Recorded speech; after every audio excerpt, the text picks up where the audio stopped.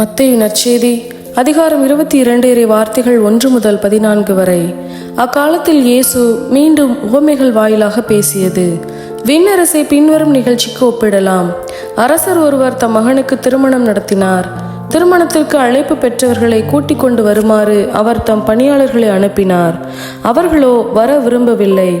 மீண்டும் அவர் வேறு பணியாளர்களிடம், நான் விருந்து ஏற்பாடு செய்திருக்கிறேன், காளைகளையும் கொழுத்த கன்றுகளையும் அடித்து சமையலெல்லாம் தயாராய் உள்ளது, திருமணத்திற்கு வாருங்கள் என அழைப்பு பெற்றவர்களுக்கு கூறுங்கள் என்று சொல்லி அனுப்பினார். அழைப்பு பெற்றவர்களோ அதை பொருட்படுத்தவில்லை. ஒருவர் தம் வயலுக்கு சென்றார், வேறு ஒருவர் தம் கடைக்கு சென்றார். மற்றவர்களோ அவருடைய பணியாளர்களை பிடித்து இழிவுபடுத்தி கொலை செய்தார்கள்.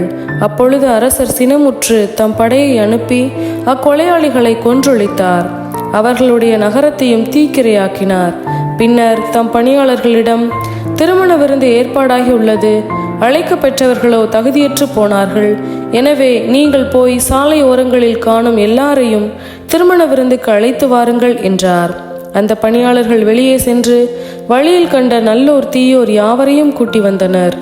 திருமண மண்டபம் விருந்தினரால் நிரம்பியது.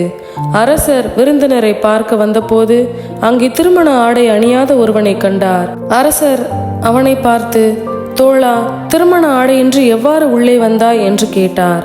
அவனோ வாயடைத்து நின்றான். அப்போது அரசர் தம் பணியாளர்களிடம், அவனுடைய காலையும் கையையும் கட்டி புறம்பே உள்ள இருளில் தள்ளுங்கள், அங்கே அழுகையும் அங்கலாய்ப்பும் இருக்கும் என்றார். இவ்வாறு அழைப்பு பெற்றவர்கள் பலர், ஆனால் தேர்ந்தெடுக்கப்பட்டவர்களோ சிலர். இது ஆண்டவரின் அருள்வாக்கு. இறைவா, உமக்கு நன்றி.